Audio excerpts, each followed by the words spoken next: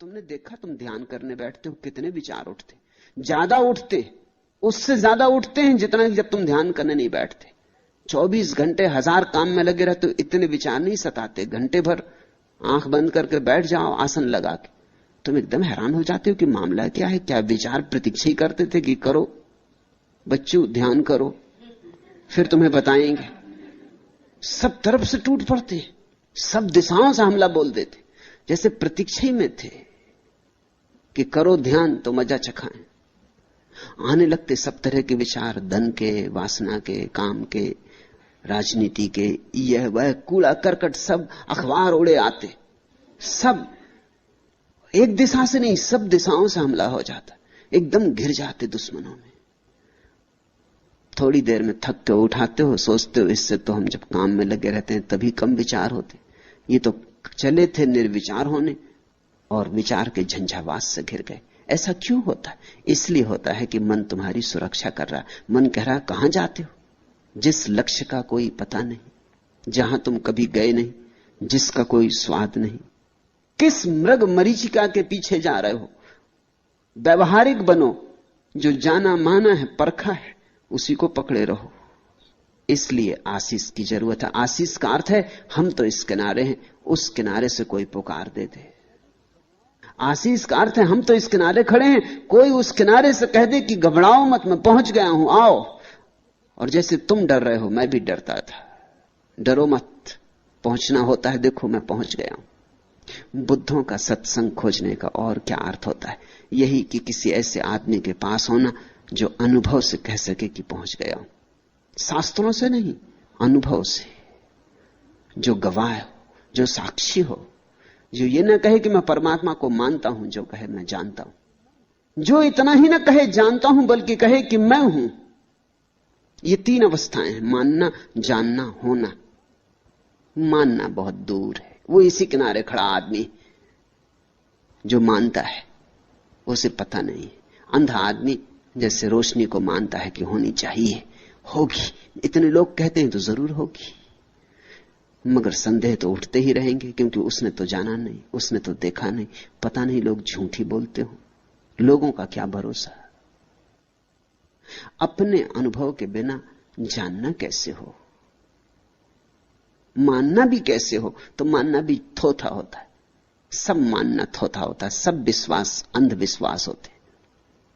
फिर एक आदमी है जिसकी आंख खुली और जिसने देखा, और देखा कि हां रोशनी है, वृक्षों पर नाचती हुई किरणें देखी, आकाश में उगा सूरज देखा, रात में घिरा आकाश चांद तारों से भरा देखा, देखे फूल, हजार हजार रंग देखे, आकाश में खिले इंद्रधनुष देखे, देखा सब, और कहा कि नहीं है, ये जानना हुआ।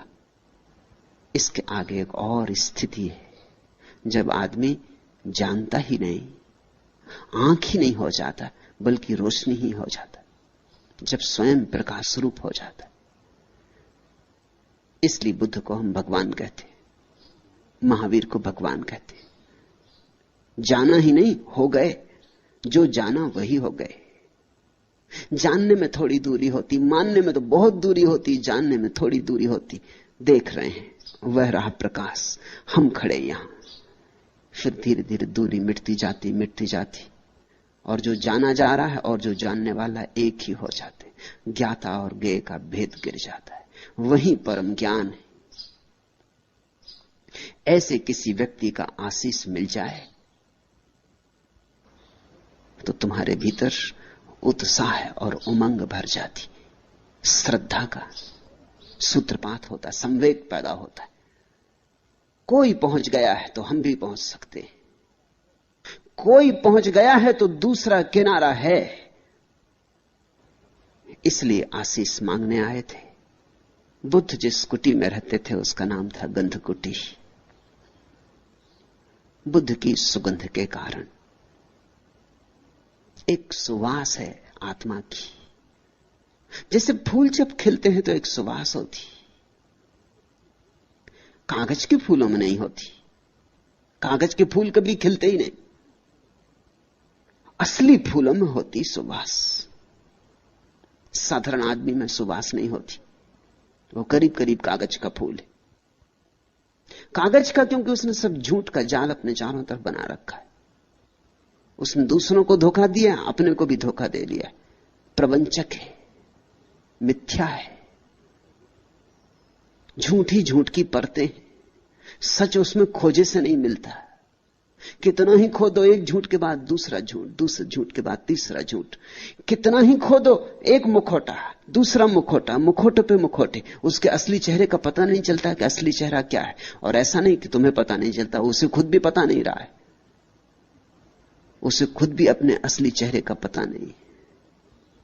बुद्ध की परंपरा में भिक्षुओं से निरंतर कहा गया, अपने असली चेहरे की खोज करो। वह चेहरा जो जन्म के पहले तुम्हारा था और मृत्यु के बाद फिर तुम्हारा होगा, उस चेहरे की खोज करो। जो चेहरे जिंदगी ने तुम्हें दे दिए, इन चेहरों को उतार के रखो। ये सब चेहरे झूठ हैं। बच्चा पैदा हुआ तब न तो हिंदू होता, न मुसलमान, न ईसाई, न जैन, न बौद्ध। ये असली बात है। फिर उसके ऊपर एक चेहरा हमने टांग दिया कि हिंदू, ये मुसलमान, ये ईसाई। फिर हिंदू में भी ब्राह्मण की, शूद्र की, क्षत्रिय की, वैश्य। फिर ब्राह्मणों में भी कानकुब्ज ब्राह्मण कि देशस्थ की कोकणस्थ। फिर रोग पर रोग है, बीमारियों पर बीमारियां हैं। खोजते चले जाओ चेहरे पे चेहरे, इसका असली चेहरा पता ही नहीं चलेगा। जब ये पैदा हुआ था तब इसे ये भी पता नहीं था कि मैं स्त्री हूं या पुरुष।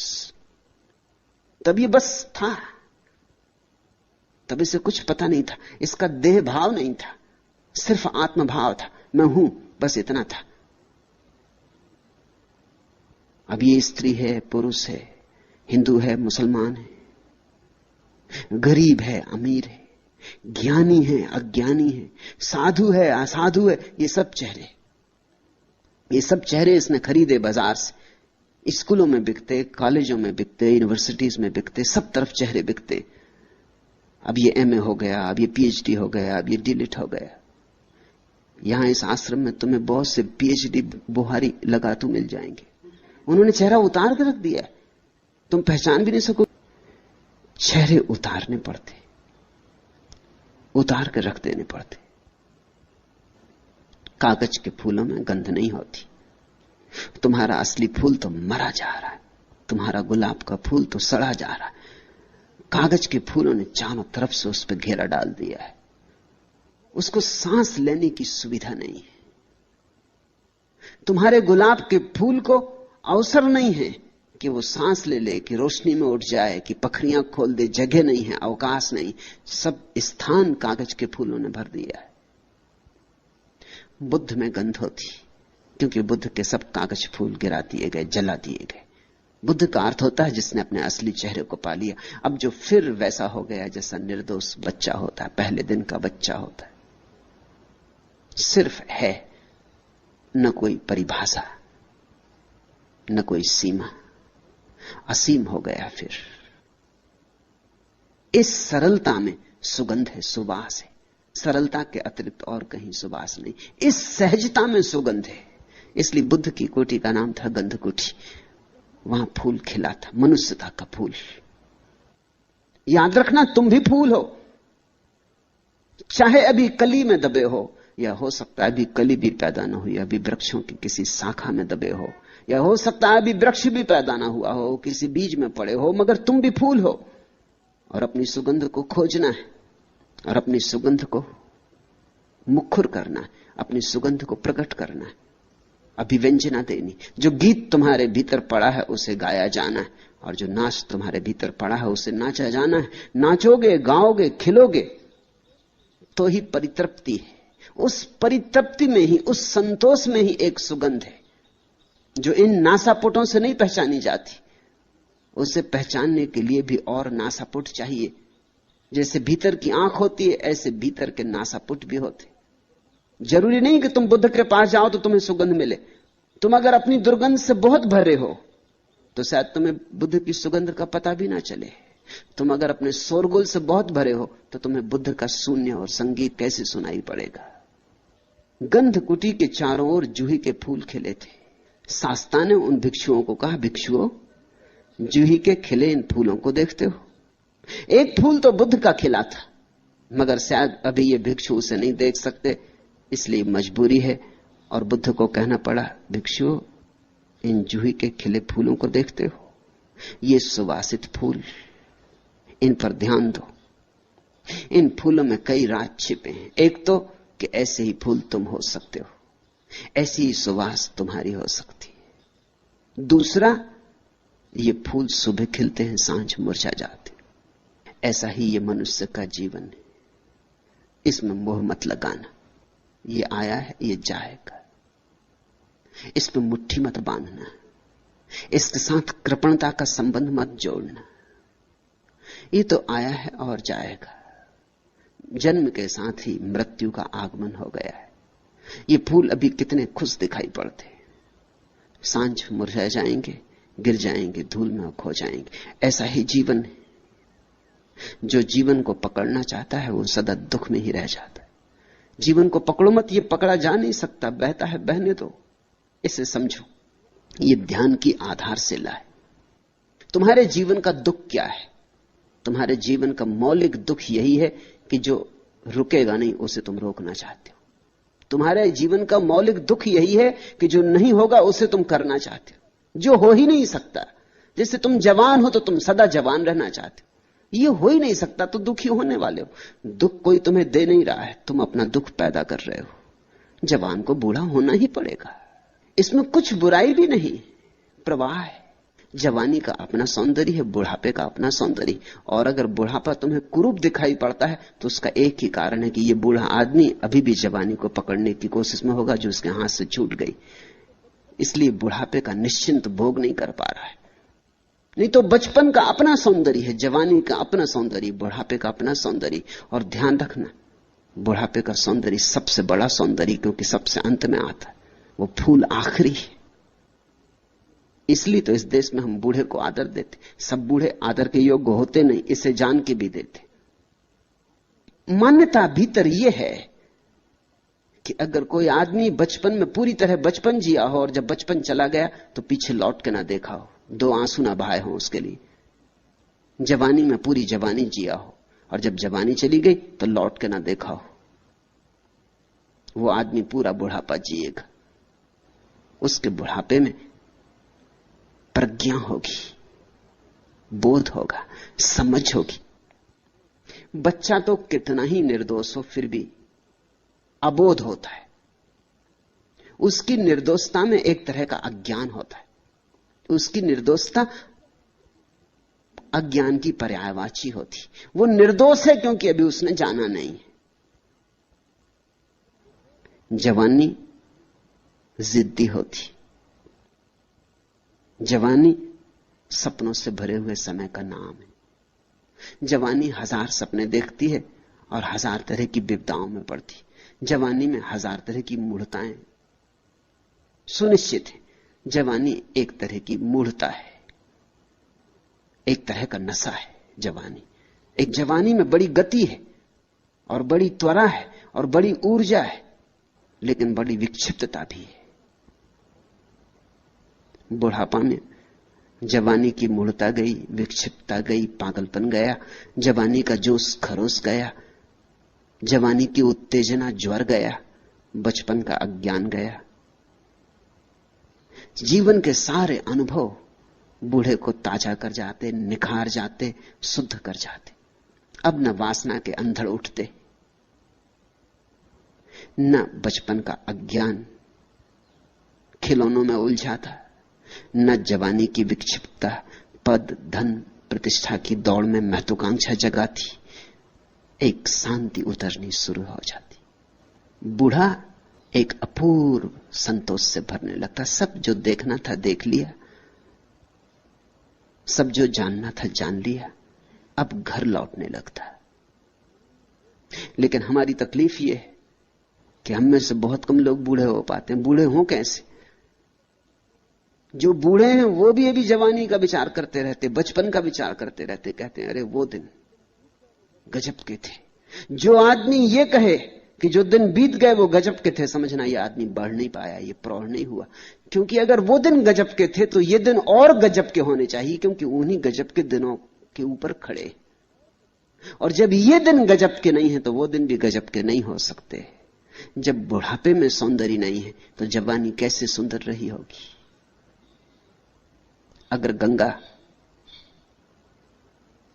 सागर में गिरने के करीब गंगा नहीं है तो गंगोत्री में कैसे गंगा रही होगी। बूढ़ा आदमी एक अभिनव सौंदर्य से भर जाता है, उसके सौंदर्य में एक शीतलता होती है, जवानी की गर्मी नहीं। और बूढ़ा आदमी फिर सरल हो जाता है, लेकिन उसकी सरलता में बुद्धिमत्ता होती, बच्चे का अज्ञान नहीं। बुढ़ापा अद्भुत है। और जो आदमी ठीक से बूढ़ा हो गया, न पीछे लौट देखता जवानी को, न याद करता बचपन को, वो आदमी अब मृत्यु में भी उतने ही आनंद से प्रवेश कर सकेगा। क्योंकि बुढ़ापे का डर क्या है कि कहीं मैं बूढ़ा ना हो जाऊं, वो डर यही है कि बुढ़ापे के बाद फिर आखिरी कदम मौत है।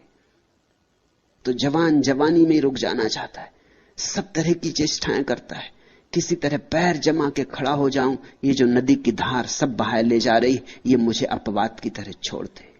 तो दुख ही दुख होगा। सुख किसे होता है? सुख उसे होता है जिसकी जीवन से कोई मांग नहीं, जीवन जो करता है उसे स्वीकार करने का भाव है। तथाता में सुख है। जवानी तो जवानी में, बुढ़ापा तो बुढ़ापा। आज किसी का प्रेम मिला तो प्रेम, और कल प्रेम खो गया तो उतना ही शांत भाव। आज महल थे तो ठीक, कल झोपड़े आ। लेकिन तुम जो हो जहां हो उसको जीते नहीं। तुम जो हो, जिस क्षण में हो, जहां हो, जैसे हो, उस क्षण को पूरे समग्रता से जी लो। उससे अन्यथा की मांग ना करो। जब वो क्षण चला जाएगा कोई अड़चन ना होगी, नया क्षण आएगा, नए क्षण के साथ नया जीवन आएगा।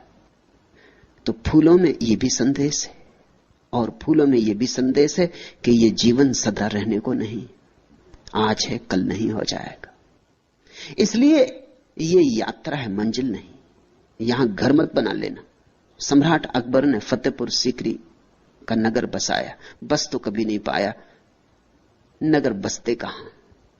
जब तक नगर बसा तब तक अकबर के मरने के दिन करीब आ गए, फिर जा नहीं पाया। नगर सदा से बेबसा रहा, लेकिन बनाया सुंदर नगर था। सुंदरतम नगरों में एक बनाया था, और एक एक चीज बड़े ख्याल से रखी थी। एक एक चीज, एक एक ईंट बड़े सोच विचार के रखी गई थी। जो पुल फतेहपुर सीकरी को जोड़ता है, उस पुल पर क्या वचन लिखे जाएं, तो अकबर ने सालों उस पर विचार किया था। नगर द्वार पर स्वागत के लिए क्या वचन लिखे जाएं। फिर जीसस का प्रसिद्ध वचन चुना था। वचन है कि यह संसार एक सेतु है, इससे गुजर जाना, इस पर घर मत बना लेना। फूल में यह संदेश है, यहां सब बीत जाएगा, घर मत बना लेना। घर जो बना लेता है जीवन में वही ग्रस्त है, और जो घर नहीं बनाता वही संन्यास्त है। संन्यास के लिए घर छोड़ के जाने की जरूरत नहीं, संन्यास के लिए घर बनाने की आदत छोड़ने की जरूरत है। संन्यास के लिए यहां कोई घर घर नहीं है, सभी सराएं, जहां ठहरे वहीं सराएं। इसका यह मतलब नहीं है कि सराय को गंदा करो, कि सराय है अपने को क्या लेना देना।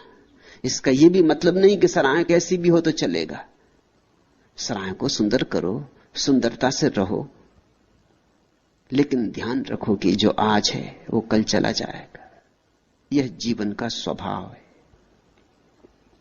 तो बुद्ध ने कहा, भिक्षुओं, जूहे के इन खिले फूलों को देखते हो, ये सांझ मुरझा जाएंगे। ऐसा ही क्षणभंगुर जीवन है, अभी है अभी नहीं। इन फूलों को ध्यान में रखना भिक्षुओं। यह स्मृति ही क्षणभंगुर के पार ले जाने वाली नौका है। क्यों? जो क्षणभंगुर को पकड़ना चाहता है उसके भीतर विचारों का तूफान उठेगा। विचार है क्या? क्षणभंगुर को पकड़ने की चेष्टाएं, क्षणभंगुर को थिर करने की चेष्टाएं। विचार है क्या? घर बनाने की ईंटें। इसलिए जो क्षणभंगुर को पकड़ना नहीं चाहता उसके भीतर विचार अपने आप छीन हो जाते। सार ही क्या है? जब सब चला जाना है तो इतने सोच विचार से क्या होगा? इतनी योजनाएं बनाने का क्या अर्थ है? अतीत चला गया, भविष्य भी आएगा और चला जाएगा, और वर्तमान बहा जा रहा है। जी लो बजाय योजनाएं करने के। जैसे जैसे विचार कम होते वैसे वैसे ध्यान प्रकट होता। ध्यान है निर्विचार चित्त की दशा, वही नौका है, वही पार ले जाएगी। विचारों ने बांध रखा है जंजीरों की तरह इस तट से, ध्यान ले जाएगा नौका की तरह उस तट पर। भिक्षुओं ने फूलों को देखा और संकल्प किया, संध्या तुम्हारे कुम्भलाकर गिरने के पूर्व ही हम ध्यान को उपलब्ध होंगे, हम रागादि से मुक्त होंगे। फूलो तुम हमारे साक्षी रहो। भगवान ने कहा साधु साधु। जब भी वे आशीष देते थे तो यही उनका आशीष था, साधु साधु। धन्य हो कि साधुता का जन्म हो रहा, धन्य हो कि सरलता पैदा हो रही, धन्य हो कि ध्यान की तरफ तुम्हारी दृष्टि जा रही, धन्य हो कि इस साधना में रस उमग रहा है। साधु साधु ऐसा कहकर अपने आशीषों की वर्षा की। तब ये सूत्र उन्होंने कहे थे, शून्य ग्रह में प्रविष्ट शांत चित्त भिक्षु को भली भांति से धर्म की विपස්සना करते हुए अमानुषी रति प्राप्त होती। जो व्यक्ति शून्य ग्रह में ठहर जाए, जो अपने भीतर निर्विचार हो जाए, जिसके भीतर विचारों की तरंगें ना उठती हो, शून्य यानी निर्विचार, जो व्यक्ति शून्य हो जाए वही शांत चित्त है। जो लोग तुम्हें साधारणतः शांत चित्त दिखाई पड़ते हैं, वह शांति सिर्फ ऊपर से साधी गई है, क्योंकि भीतर तो विचारों का बवंडर चल रहा है। चुप होने से कोई शांत नहीं होता, न बोलने से कोई शांत नहीं होता, न सोच। और जो शांत चित्त होता वही धर्म की विपස්සना कर पाता है। विपස්සना का अर्थ होता है लौट के देखना। जो पतंजलि के शास्त्र में पतंजलि ने जिसे प्रत्याहार कहा है, पीछे लौट कर जाना, जिसको महावीर ने प्रतिक्रमण कहा है, आक्रमण यानी बाहर जाना, दूसरे पे हमला, प्रतिक्रमण यानी अपने पर आना, जिसको जीसस ने मेटानॉया कहा है, वापसी, उसी को बुद्ध विपස්සना कहते हैं। विपස්සना का अर्थ होता है लौट के अपने स्रोत को देखना। जब विचारों का जाल हट जाता है और सामने सिर्फ शून्य रह जाता, तभी तुम लौट के पीछे देख सकते हो। नहीं तो विचार तुम्हें पकड़े रहते हैं, लौटने नहीं देते। विचारों के उलझाव के कारण तुम अपने मूल स्रोत को देखने से वंचित रह जाते हो। जो उस मूल स्रोत को देख लेता है, ये बुद्ध का वचन बड़ा अद्भुत है, वो अमानुषी रति को उपलब्ध हो जाता है, वो ऐसे संभोग को उपलब्ध हो जाता है जो मनुष्यता के पार है, जिसको मैंने संभोग से समाधि की ओर कहा है, उसको ही बुद्ध अमानुषी रति कहते। एक तो रति है मनुष्य की, स्त्री और पुरुष की, क्षण भर को सुख मिलता है या आभास होता है कम से कम। फिर एक और रति है, जब तुम्हारी चेतना अपने ही मूल स्रोत में गिर जाती, जब तुम अपने से मिलते हो। एक तो रति है दूसरे से मिलने की, और एक रति है अपने से मिलने की। जब तुम्हारा तुमसे ही मिलना होता है, उस क्षण जो महा आनंद होता है, वही समाधि है। संभोग में समाधि की झलक है, समाधि में संभोग की पूर्णता है। जैसे जैसे भिक्षु 5 स्कंधों रूप, वेदना, संज्ञा, संस्कार और विज्ञान की उत्पत्ति और विनाश पर विचार करता है, वैसे वैसे वह ज्ञानियों की प्रीति और प्रमोद रूपी अमृत को प्राप्त करता है। एक तो अज्ञानी का प्रेम है, एक ज्ञानी का प्रेम है। धन्यभागी हैं वे जो ज्ञानी की प्रेम दशा को पालें, अभागे हैं वे जो अज्ञानी के प्रेम में ही पड़े रहें और भटक जाएं। इनके भेद को ख्याल में लेना। अज्ञान से भरा हुआ प्रेम क्या है? अज्ञान से भरा हुआ प्रेम ऐसा है जिसमें प्रेम का कोई कण भी नहीं है, कुछ और ही है, बात कुछ और ही। तुम अकेले होने में ऊबते हो, इसलिए किसी को प्रेम करते हो कि अकेले होने में मजा नहीं आता, अकेले होने में ऊब आती है, उदासी आती, अकेले होने में घबराहट होती, किसी का साथ चाहिए, किसी का साथ तुम्हारे लिए एक जरूरत है। ये अज्ञानी का प्रेम है। ज्ञानी का प्रेम क्या है? ज्ञानी अकेले होने में परम आनंद से भरता, अकेले होने में परेशान नहीं होता, अकेले होने में परम आनंद से भरता है। लेकिन इतने आनंद से भर जाता है कि अब उस आनंद को बांटना चाहता है। किसी को देना चाहता है। अज्ञानी का प्रेम मांगता है, ज्ञानी का प्रेम देता है। बुद्ध ने खूब दिया, समस्त सद्गुरुओं ने दिया। मिलेगा तो देना ही पड़ेगा। जब दिया जलेगा तो रोशनी बिखरेगी, और जब फूल खिलेगा तो सुगंध उड़ेगी हवाओं पर। इससे रोका नहीं। और जब देने की कला आ जाती है और देने की क्षमता आ जाती तो सुख है। सुख देने में, लेने में नहीं।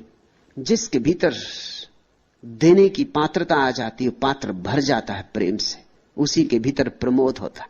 प्रमोद है देने का आनंद। सबसे बड़ा आनंद है इस जगत में देने का आनंद। और सबसे बड़ी देने की चीज है इस जगत में ध्यान। नंबर 2 पर प्रेम। ये 2 बड़ी से बड़ी संपदाएं हैं, ध्यान की और प्रेम की। जो सेवा सत्कार स्वभाव वाला है और आचार कुशल है, वह आनंद से ओतप्रोत होकर दुख का अंत करेगा। जैसे जूही अपने कुमलाए फूलों को छोड़ देती, वैसे ही है भिक्षुओं, तुम राग और द्वेष को छोड़ दो।